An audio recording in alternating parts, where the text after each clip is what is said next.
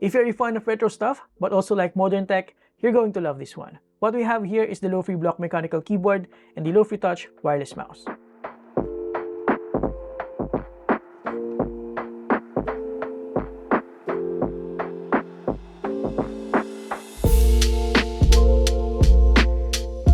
Both offer a mixture of classic and modern minimalist design and provide a unique taste when it comes to desktop peripherals. I gotta say, I really love this combination and it perfectly fits with my desk setup. The Lofree block features a blocky form factor, simple but functional display, clean retro keycaps, and is accented by a couple of vibrant Hermes orange knobs and flip-out stands. It sounds and feels pretty satisfying out of the box too. It definitely embodies the brand's vision of being less is more. The Lofree Touch wireless mouse, on the other hand, is a perfect partner for the Lofree block. It is made mostly out of durable PBT plastic with a grippy texture, features replaceable buttons for some quirky customization outside its natural retro vibe. It also uses the PAW Trade 05 sensor that works well on pretty much all types of surfaces. Oh, did I mention it also has a crispy display? Yeah, it shows valuable data such as DPI, battery level, and current connection mode. Aside from that, it also features tri-mode connectivity with a built-in 650 mAh battery. We've got a lot to cover, so let's jump right in. Let's get into it. Both these peripherals aren't cheap, but not too expensive either. The Lofree block sits at around $169 while the Lofree Touch wireless mouse is priced at around $70. Reasonable for what they have to offer in my honest opinion. By the way, honest disclaimer, Lofree did provide both peripherals for me to review, but they did not pay me nor ask me to say anything favorable about these products. So rest assured that I'll share with you my complete experience. They will also not review this video and will see this at the same time as you do. With that out of the way, let's start with a quick unboxing experience. By the way, if you're just here for the Lofree PBT wireless mouse, kindly skip to this part. Now, the Lofree block comes in a sort of recycled box with minimal design and branding. Same with the Lofree Touch wireless mouse. More on that later. Inside the box, we have a foam cover, some paperwork, the Lofree block mechanical keyboard itself, and a cable nicely tucked inside. Inside this small pocket, we have this paperwork that I don't understand since it's written in Chinese. We also have the user manual, the QC Pass certificate, and other paperwork written in Chinese. The included cable perfectly matches the aesthetic of the keyboard and with an angled plug as well for better cable management. I wish it was coiled though, but it really doesn't matter as I don't intend on using the keyboard in wired mode. At first look and touch, the Lofree block feels solidly built, but it has a decent amount of flex because of its internal construction, featuring a highly flexible polycarbonate plate instead of the typical hard and heavy aluminum. Although the body is flexible, it's definitely far away from feeling cheap. It's actually the total opposite. Everything feels quite refined here. It weighs just over a kilogram. This keyboard has 98 keys with a dedicated numpad, arrow keys with ample spacing around them, full function rows, and some of the nav cluster keys up top. We also have a touch of modern tech here with a clever display which I'll explain to you later. In the upper right corner, we have two knobs, one for the mode switch and an infinitely rotating volume knob. Both offer tactile notches. On the other corner, we have a subtle Lofree logo. The case features a high-profile design, hiding the switches for a much cleaner look. I'm always a fan of this design compared to the floating keys design. How about you? Let me know in the comments below. Flipping it on the side, the blocky form factor is pretty consistent while still offering some options for height and angle adjustment. On the back side, we have the USB Type-C port, the switch for Windows and Mac OS, and the USB dongle inside its compartment. At the bottom, we have two flip-out stands that actually lock in two different angles for your desired ergonomic preference. It also has a rubber base alongside two more here on each corner. And finally, some technical details here at the center. Going back in front, we have classic theme PBT keycaps with the sublimated legends. The fonts are clean and relatively small with some keys having minimal sub-legends. Like I said earlier, both the knobs up top offer tactile notches for precise toggling. You can use the first one for volume and the second one to switch between off, wired, and wireless modes. In terms of functions, it only has a few, but all are quite essential. You can connect this up to 4 devices, well technically 5 if you include the wired mode. You can connect up to 3 devices via Bluetooth and 1 via 2.4 GHz using the USB dongle. Surprisingly, for a retro keyboard, it still has illumination, albeit limited to white, with up to 145 different lighting effects. This, of course, may come in handy in a dim environment. The display shows battery level, connection modes, caps lock, and num lock. Now, let's take a closer look at the keycaps, switches, and stabilizers. As I've pointed out earlier, the keycaps are made out of durable PBT plastic with permanent dye sublimated legends. And for a dye sub legend, this is pretty crispy, I would say. The thickness is around 1.2mm, which is fine for a single shot keycap. Here's my favorite part. The switch that comes with the Lofree block is the awesome TTC full POM switch. POM is my all-time favorite material for anything related to mechanical keyboards, especially the switches. This is one of the smoothest and good sounding stock switches I've tried on a pre-built keyboard. And yes, this keyboard also has swappable switches. Looking closer, even though the stem is mostly lubed only on the legs and on the pole, it is still super smooth in my opinion. The 22mm silver-plated spring is also lubed, which is nice. On top of that, the shrapnel and terminals are also electroplated, which should help with durability and longevity. Ah yes, it also has this detachable lighting diffuser. We'll take a closer look at the stabilizers later, but from the surface, it looks like they are substantially lubricated out of the factory. Alright, so with the unboxing and parts overview out of the way, let's quickly tear this keyboard apart so that you can have a better understanding of its construction, which I alluded to earlier. First, remove the knobs, then remove all the screws at the bottom. Now using a plastic pry tool, gently unclip the bottom cover.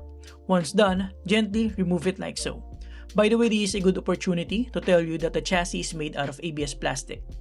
Next, remove the remaining screws here, and again, gently pry away the plastic clips. Pretty straightforward, right? Don't be afraid, I know you can do it. I don't think you need to though, as this keyboard sounds and feels really good already out of the box. Next, gently remove the ribbon cable. Right here, we have the daughter board for the USB Type-C port and the knobs, which are then connected to the 2000 mAh battery. If you want to access all the internal components, of course you also have to remove the keycaps and switches. Once done, you can now remove the two screws that are holding the PCB and plate combo together. As for the internal components, we have a porn case foam, a super flexible polycarbonate plate with silicone gaskets all around, and pre-attached plate mount stabilizers. We also have a quite dense silicone dampener, an IXPA foam, and the PCB with the swappable sockets from Gateron. The stabilizers are indeed substantially lubed out of the factory with fairly flat stems. They sound really nice with minimum rattle and ticking sound. I'll share with you a proper sound test later. Now, here's the clever thing about the LED indicators on this keyboard. It's actually not a display at all, but an etched light diffuser that uses the surface-mounted LEDs on the PCB. This is why the indicators are not as bright as, let's say, the display of the Lofree PBT wireless mouse, which actually has a real display panel. I don't mind this at all. It's a clever way to cut costs while still providing functionality.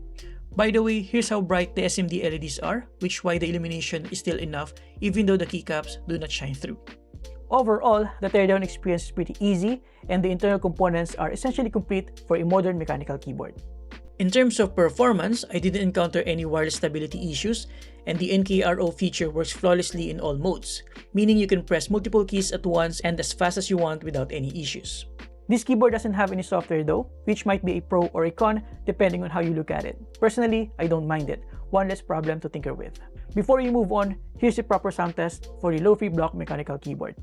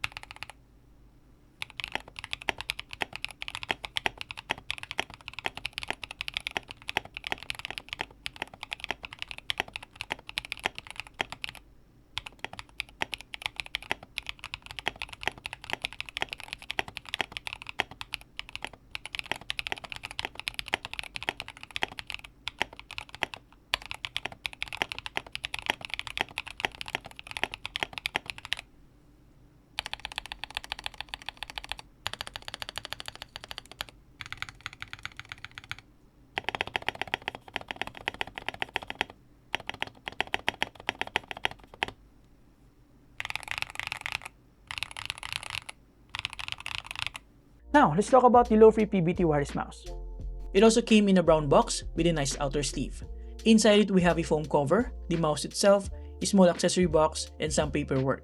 Inside the accessory box, we have a charging cable, which ironically is braided, unlike the one that came with the Lofree block keyboard. At first look and touch, there's no denying the fact that this one is quite unique in its own way. I don't think I've seen a mouse like this before. This is made mostly out of a combination of ABS, polycarbonate, and PBT plastic. The latter is known for its durability and skin-friendly textured finish. That's why the mouse buttons in the upper shell is made from PBT. Looking from the top, as you can tell, we have an unorthodox mouse button resembling a keyboard keycap. The reason behind this is that it allows you to easily swap it with other buttons with dye-sublimated designs like the Banana, Dear Kitty, and Wonderland sets, which are sold separately by the way. We also have a relatively large scroll wheel. It doesn't wobble much from side to side, but has an annoying loose sound when you tap or scroll away with it. Like the mouse buttons, the upper shell is also replaceable, and I now get why they use PBT plastic here, because PBT works well with dye sublimation or the use of heat to infuse ink right into the plastic. Next, we have a display that, unlike the display on the keyboard, is actually the real deal, bright and crispy. It shows valuable information like DPI, battery status, and connection mode. Looking at the side, we have the forward and back buttons, as well as a subtle debossed Lofree logo. You can also see here the general shape of the bump. Additionally, we also have a thumb support here for a more comfortable experience. Looking at the back, as you can tell, the bump is quite tall and the body is relatively thinner than most wireless mice. On the other side, we have some text that I feel are somehow unnecessary. Looking at the front side, you'll get an idea about the profile of the mouse buttons, as well as the gaps in between, and of course, the USB Type-C port. At the bottom, we have 4 mouse gliders, a mode button, and an on and off switch. We also have here the USB dongle for the 2.4 GHz wireless connectivity. The sensor is a PEW3805 sensor, which is geared more towards productivity, as it works well even on clear glass surfaces. It is also heavy in today's standard, weighing around 105 grams. Now, the mouse buttons feel, well, quite different because it is different. It doesn't look and feel like your typical mouse button. It also has 2 buttons, or at least 2 stems on the left, and only 1 on the right. I believe this is just for stability since the left side is longer. Unfortunately, unlike the keycaps, the switches are not as swappable. I actually thought this uses normal mechanical keyboard switches, but apparently not. Here's a quick sound test for you guys.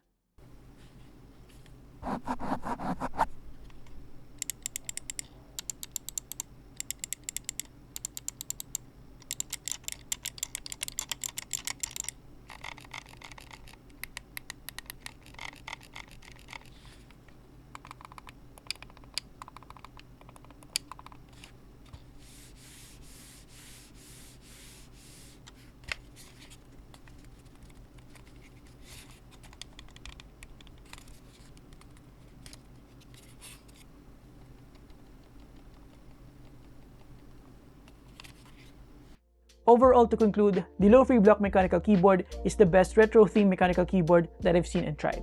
Oftentimes, enthusiasts try to emulate a retro vibe on their keyboard by just using some retro keycaps, but this one is just pure classic out of the box. I like the design, the colorway with orange accents, build quality, and most importantly, the sound and feel. I don't have much complaints about this keyboard. The Lofree PBT Touch Wireless Mouse, on the other hand, is subjective. It's inevitable since it's quite unique in the form factor, shape, and design. Some people may love it, some people may hate it. Personally, I find it fairly comfortable, especially with the texture and shape, but the heavyweight, unorthodox primary buttons, and the annoying scroll wheel make it a no for me. It's a good novelty and aesthetically pleasing mouse though, that I don't even want to get it dirty. And there you have it guys, thank you for watching. Huge thanks to Lofree for sending this in, and I'm excited to try more of their products in the future. Again, Lofree sent these review samples, but they did not pay me any monetary compensation, and they'll see this video at the same time as you'll do. You can help and support my channel though by using the links below. Thank you. For our next video, I'll share with you my thoughts about the Lofree Gem 80 mechanical keyboard, which I think is the best mechanical keyboard from Lofree thus far. So make sure to subscribe so you won't miss out. Have a great day guys, you're awesome!